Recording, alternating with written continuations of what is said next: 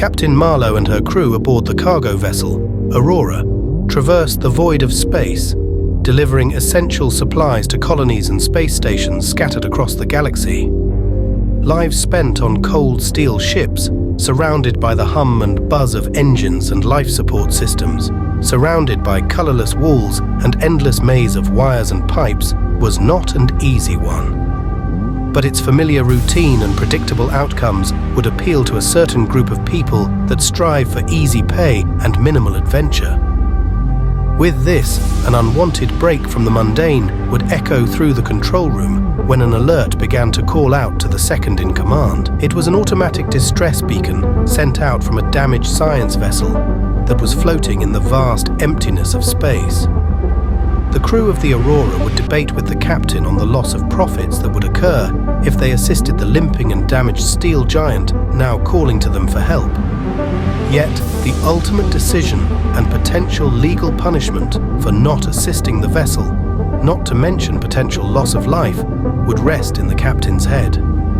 And so with this, an away craft would be sent, along with it, the Aurora's chief medical officer and 3 crewmen. Upon boarding the vessel, the whoosh of the airlock gave way to the quiet of the absence of life. The crewmates, usually jovial and cracking jokes that come with the bond that only years of close quarters living and long-haul missions can create, were silent. The ship was a maze of darkness, broken only by the occasional flicker of emergency lights.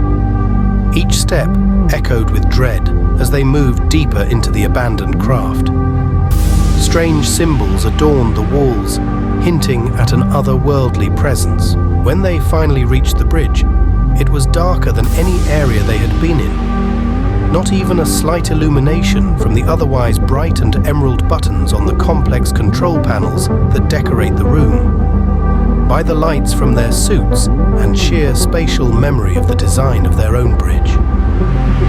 The men reached the main control panel, which housed the ship's video log and navigational data. It was here that the fate of the science vessel and its condemned inhabitants was laid bare. The silence of the ship now broken by the mad narration being played out from the ship's log. Spoken by the science vessel's captain. We have reached the edge of everything. No hell, no dark place we could ever conceive of like this place. Spoken in terror. The revelation accompanied by the visual horror captured by the ship's exterior cameras. A grotesque mirror image of their reality. A realm consumed by darkness and malevolence. A hue of crimson red replaced the blackness of space. Massive tendrils of flesh connecting planets. As they grappled with this horrifying revelation, a sudden jolt shook the ship, sending them reeling. The walls around them seemed to warp and shift, as if reality itself was unraveling. In a vain attempt to escape, the crew members attempted to flee back to their away ship, stumbling in the impossible movements of a ship in hyperspeed. One of the men, perhaps resigned to their fate, stood clutching the control panel, attempting to send a final warning to the Aurora to stay away. Just as he was able to press send, he looked up and saw the terrible visage of mayhem in front of him. Meanwhile, back at the Aurora, Captain Marlowe, still shocked by the sudden hyper jump of the once sleeping vessel, looked down at the blinking light of his panel, indicating a message. It read, "All is well, Captain. Follow our signal. We've found something truly amazing."